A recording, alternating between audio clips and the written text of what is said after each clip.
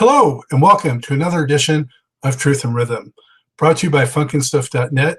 This is the interview show that gets deep in the pocket with contemporary music's foremost masters of the groove. I'm your host, Scott Dr. Goldfine, musicologist and author of Everything is on the One, the first guide to funk. If you don't have your copy, get on over to Amazon and pick one up. You'll be so glad you did. Whether you're watching on our YouTube broadcast or at funkinstuff.net, or listening to the audio version on iTunes or from other leading providers, as always, I thank you so much for your continued interest and support. This episode features a living legend of jazz and jazz funk drumming, Mr. Mike Clark. As a child prodigy growing up in California's Bay Area, Clark gained worldwide notoriety and acclaim as a member of Herbie Hancock's Headhunters band.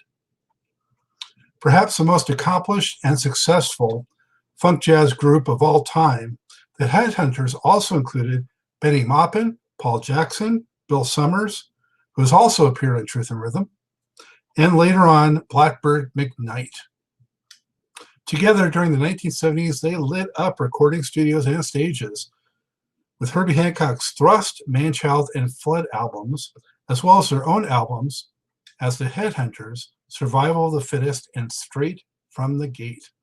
Those records included classic tracks like Palm Grease, Actual Proof, Hang Up Your Hangups, Steppin' in It, God Made Me Funky, and Straight from the Gate. Although Clark did not originally record it, he also carried the torch in concert for Hancock's magnificent hit, Chameleon. Among the many other acts and artists that Clark recorded with were Betty Davis, Buddy Miles, Alphonso Johnson, Eddie Henderson, Brian Auger, Patrice Rushen, Christian McBride, John Scofield, Wayne Shorter, Joe Henderson, Bobby Hutcherson, Woody Shaw, Albert King, Larry Coryell, Lonnie Smith, Jerry Reed, and Lenny White. He left the Headhunters in the late 1970s in pursuit of his true passion for more traditional jazz.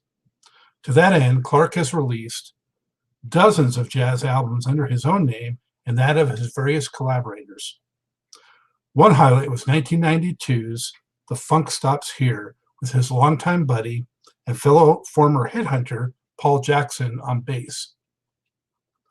Despite some misgivings with the funkier and more accessible side of jazz, Clark, along with Bill Summers, spearheaded the revival of the Headhunters in the late 1990s with the return of the Headhunters album.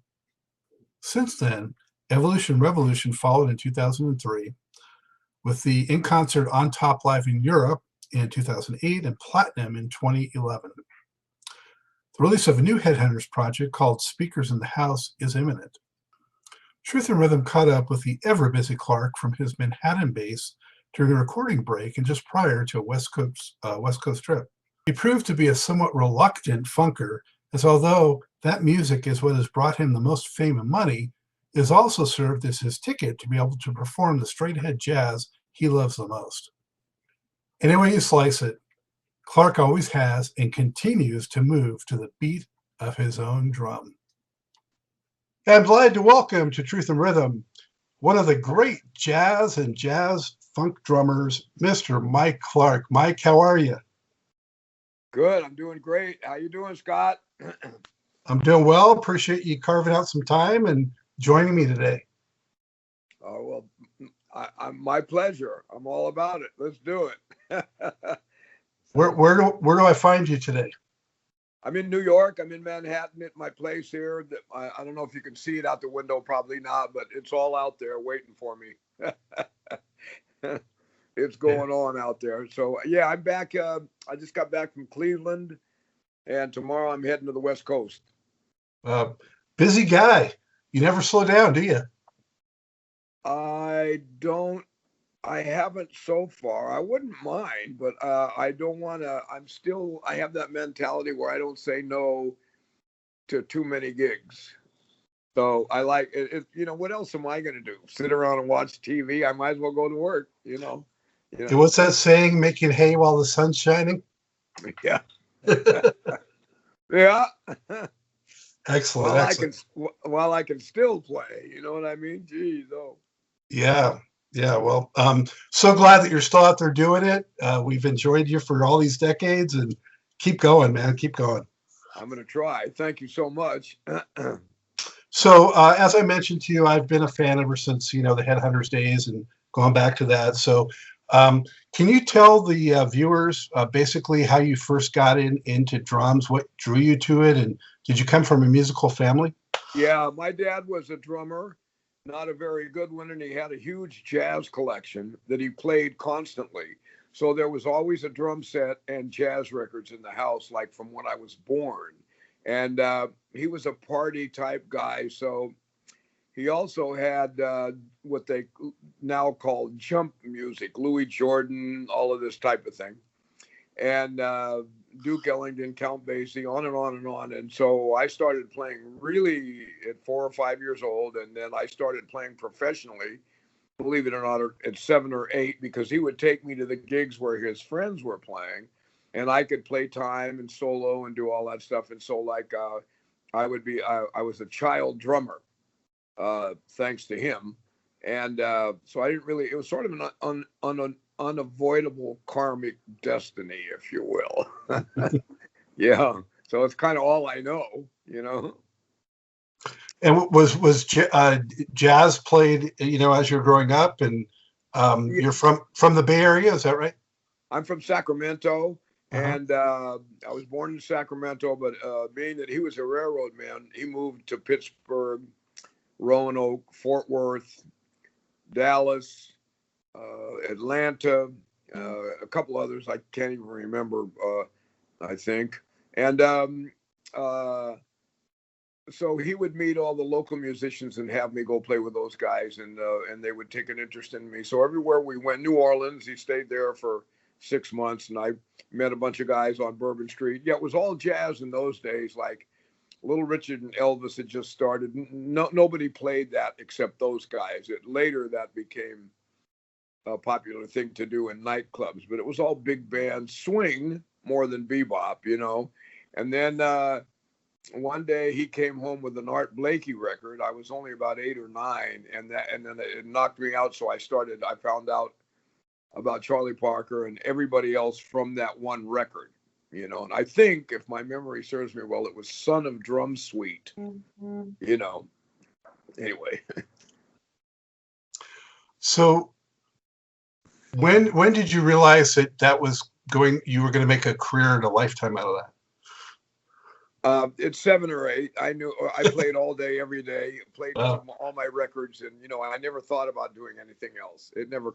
I did consider one time. I was thinking about maybe being a lawyer, because I like to. I don't like to argue anymore. I'm older, but I used to like to argue. So I thought, well, I've been a pretty good lawyer, I guess, but yeah, I never did anything about it. it reminds me of when I was in grade school. One of my teachers told me that I should go into law because I liked, arguing. Yeah, it's a good. I'd have made a lot of money, or I think maybe.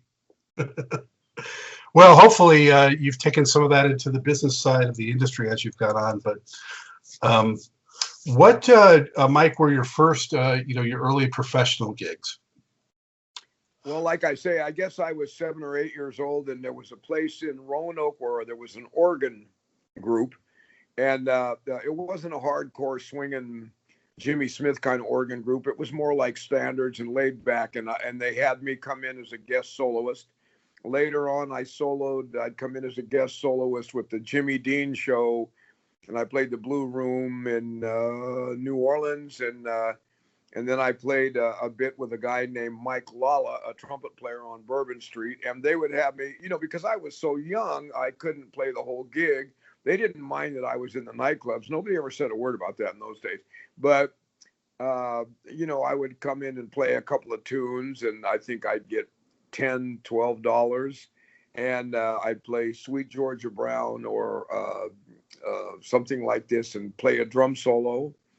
And those were my first paid gigs. And then by the time I was 12, to 15, I had my own band, and I was kind of an aggressive band leader. I would book Shakey's Pizza Parlor in Sacramento, and any place where I could have a little group and make a little money. And I did pretty good. And then by the time I was 14 or 15, I was working that's actual gigs with adults, like play 4-hour gigs, and I knew all the standards, and I knew what all the drummers did. I mean, pretty much, not every note, but I knew all of. I knew how Philly Joe played, Max and Sonny Payne, Gene and Buddy, Louie. I dug Denzel best. Sam Woodyard I met, and he taught me about the ride cymbal, scooping ice cream, he called it. How to get the dirty quarter note out and make it swing. And it's just been a lifetime. So I've just been playing to this very day, from 12 till now, a lot of flying time log, flying hours, sky miles. That's my story. That's what happened to me. Who were some of the prominent recording artists around that time that had an influence on you? You mean the people that I listened to that had that I was okay. I'd say Louis Armstrong, Duke Ellington, Count Basie, Charlie Parker, Sonny Rollins, all Max and Clifford, all of that. Art Blakey for days, this is before I knew about Miles, of course, and later on in the around my senior year in high school, I started getting a little bit into Coltrane. It was a little deep for me to try to understand it. The other stuff I could kind of pretty much understand, but and then on the other side, I was on the you could make a living playing rhythm and blues in those days when you couldn't get a jazz gig. So I was into Little Johnny Taylor, of course, BB live at the Regal, and BB on anything. And let's see, Albert King, Albert Collins, Jimmy Reed, James Brown. Even in the 50s, I was into James Brown. I was aware of him. And whatever Atlantic, Ray Charles, and whatever you heard on the radio when you were driving your car, or even before I could drive there, rock and roll in those days wasn't rock like a big rock band. It was like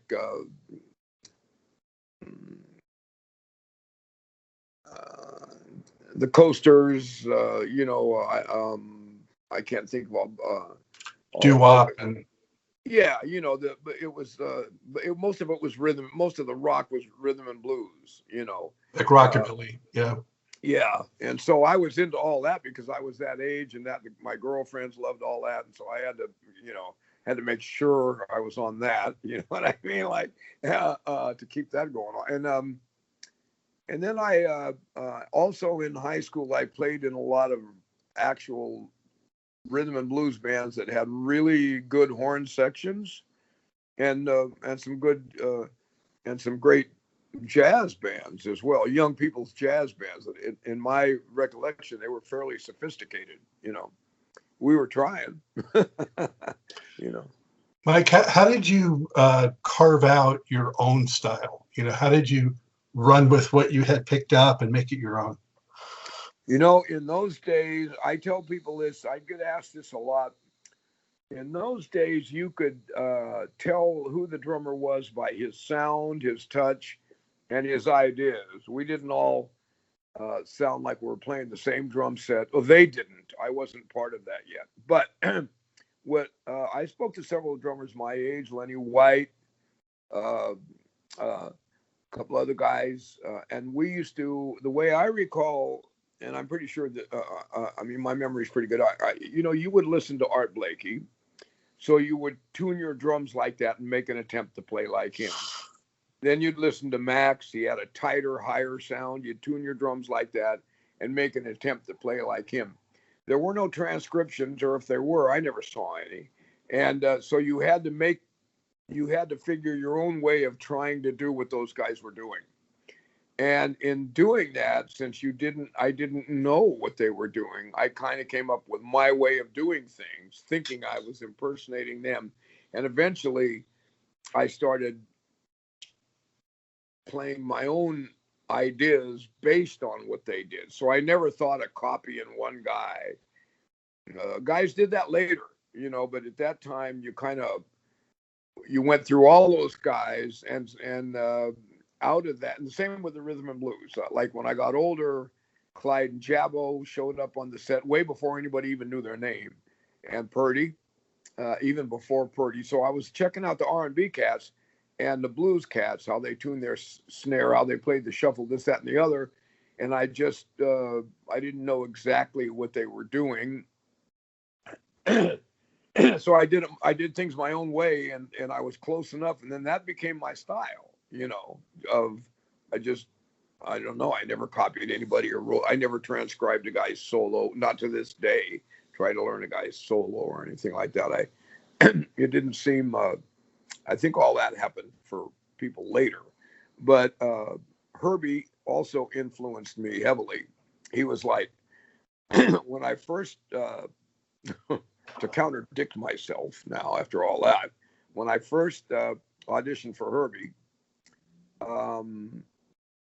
I tried to play like Tony and Elvin all in one guy, something like this, over the top of a funk thing, right? And I had an 18-inch bass drum tuned really tight and old K cymbals that weren't really, I don't think they were old then. And my little 18-inch Gretsch drum kit, 2 toms.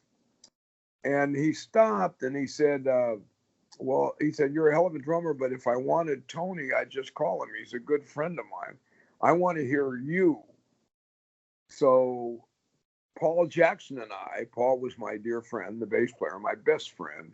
We had done some funk gigs, and we had this, our own way of playing the funky thing. And it came from, we shared this big house together, me and him and a couple other guys. We were young guys. And we would play every once in a while, let's play Mercy, Mercy, or let's play a Horace tune and play it funky style. And that's how I made up that 16th note thing, And so Paul and I had our version of that. And so the first time we heard the Tower of Power, they were in a similar ballpark. I thought I was the only guy that did stuff like that. When I heard David, I love Garibaldi. He's a very dear friend and a brilliant artist. But when I first heard him, I actually got kind of mad. I was like, who's this cat, man? You know what I mean? Like, and it was funny. And, then him and I sort of got popular.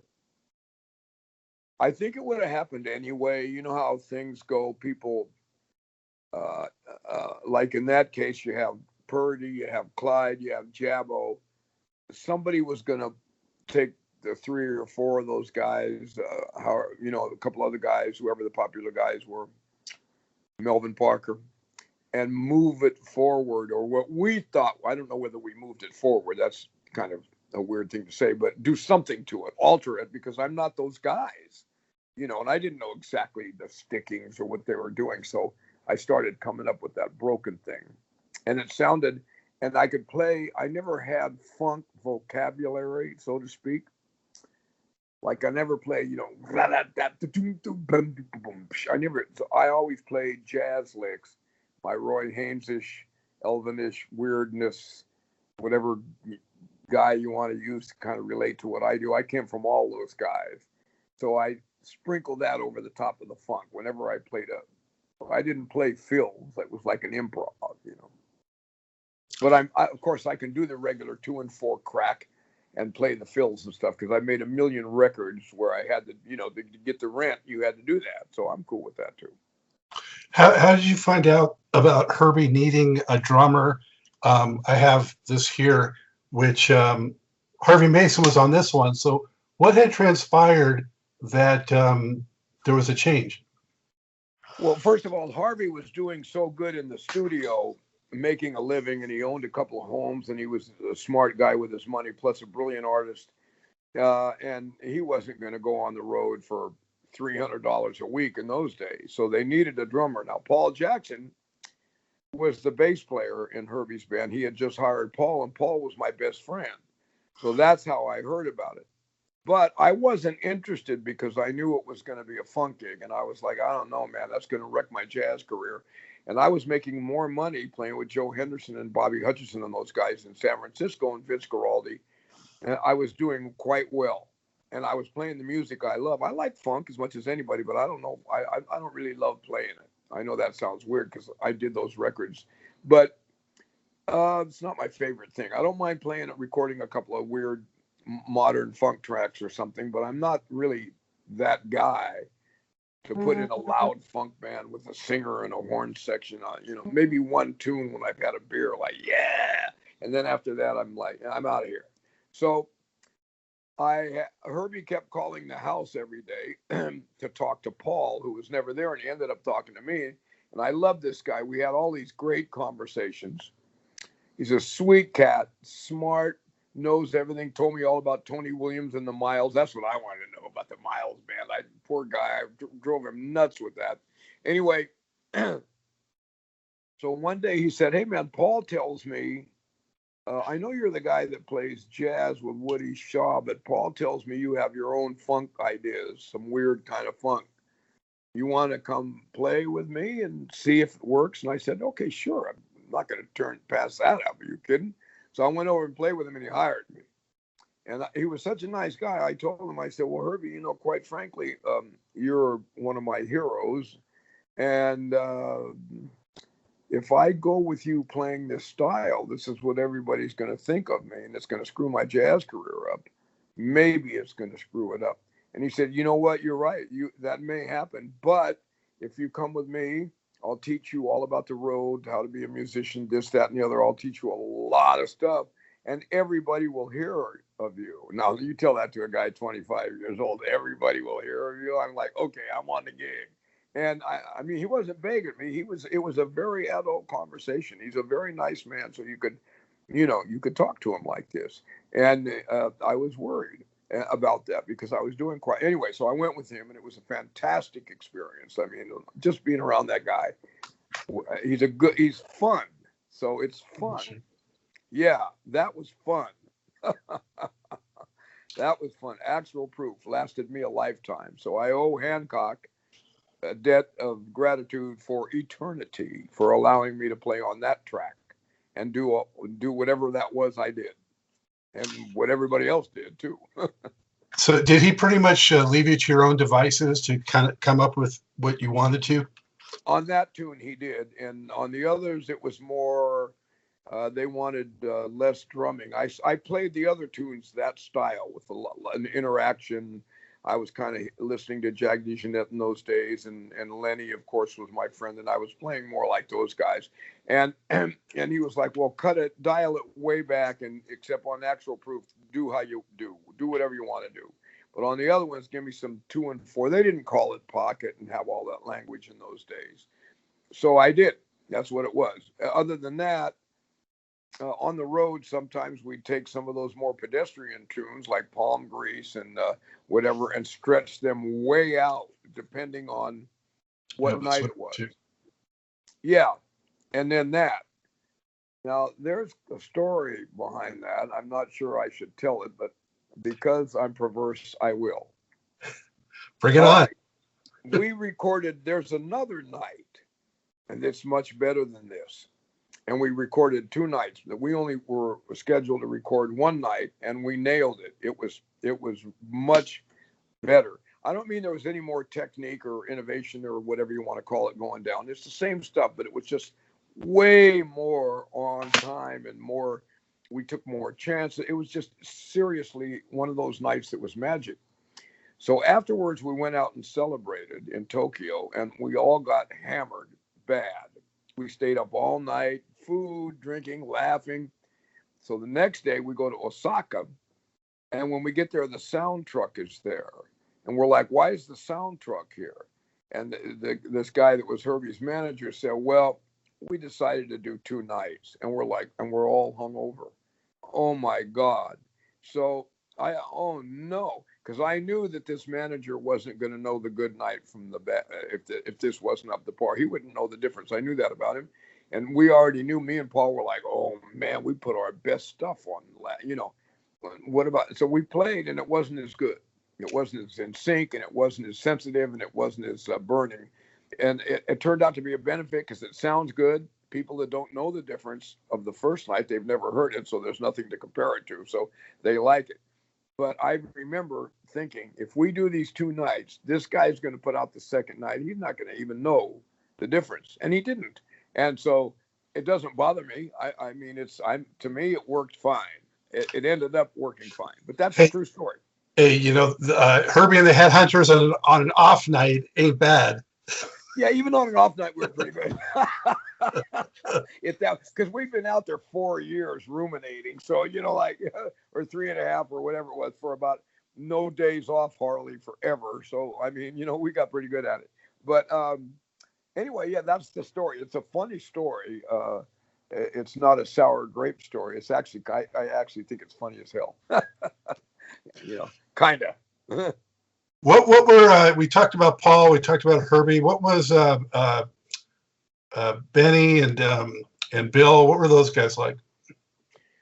Bill was very easy to play with. He's got a marvelous feel, and he blends right into whatever you're doing. And he's also a musicologist, I guess you would say, and he knows.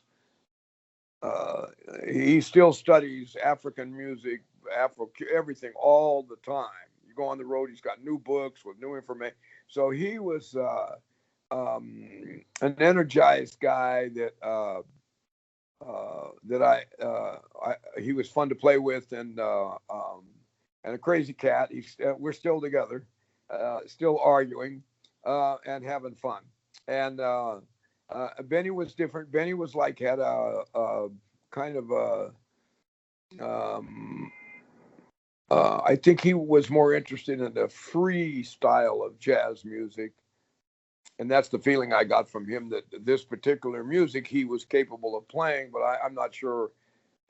I don't know how he felt about it, because he wasn't very verbal about it. And it didn't matter to me what one way or the other. I mean, you know, I still know Benny, and everything's cool, but I never. He wasn't like. He was aloof. That's what I felt. You know, that's the kind of guy he is. He's a good man. He's a good cat. But he, you know, Benny's got his own way of. He walks his own path, and he's the only one on it. You know, I mean, he'll let you on there sometimes, but he doesn't always want anybody on there. I can dig it. That's my perception of him, of how he was at that time. That's a long time ago, but I may be wrong, but that's what I felt, you know, something like that. You'd have to ask him. He'll tell you. You know. Well, you mentioned other nights. I thought I would hold these up. I don't know if you remember these, but we got Omaha in 75 and Boston in 73. So I remember Boston 73, but I don't remember Omaha. And I don't, a lot has happened since then. So you know, I don't, I just remember there was a period where we were really burning, like we were really trying to do something and take it somewhere. And then everything started to get quite commercial, and it started to sound like a band that needed a singer, like a backup group. And that's when I started to become really unhappy. And I decided to go back to my jazz thing. And I no longer fit the band. At one point, I was an important cog in the wheel, but when it became like a straight time gig, I let everybody know the best that I could without being a complete drag, that this really wasn't what I wanted to do with my life while on Earth. And so it wasn't long before I went my own way. Yeah, so this was the last one, Man-Child. Ironically, this is the one that brought me to the group because of my age. Right. I was, you know, like junior high or something at that time, and I heard this, and I loved it. And then I went back, of course, for the other stuff. But this was the last one for you. And Blackbird McKnight also came in on that one, right? So he did. Yeah, guitar. Yeah, well, that's when to me it had gotten really nothing to do with Blackbird. He's a great artist, but it's nothing to do with him at all. But the powers that be were making the band. Well, we got to make money and da da da. And of course, everybody needs to make money. But they were trying to get a hit record. I think in my mind, and that's fine. There's nothing wrong with that. Except a lot of that record, except for maybe 2 tracks, Paul and I laid down some simple bass and drums, and he and Herbie took the bass and drums down to LA and put a whole bunch of stuff on it. So some of those tunes had no titles. They were just like, hey, play a groove for 5 minutes or something like this. So it wasn't like we were all playing. Some of those tunes I don't even know the name of because I do have the record, but it's hard to listen to because I just remember it was like the beginning of okay, you 2 guys play a groove and then see you later. And that was it. I remember we did play live the very first dun dun dun dun dun, whatever that is. We played that. That was real. Hang Up Your Hangups. Yeah, we played that one live, and the rest of stuff. And I'm not the only drummer. Harvey and James Gadsden were on a couple. But whatever else I did on there, I don't think the band was actually playing with us. I think it was just me and Paul. Hmm. Yeah. So, and of course, Herbie went on to try much more commercial stuff later on. So probably good that you ducked out when you did if you didn't want to get that commercial.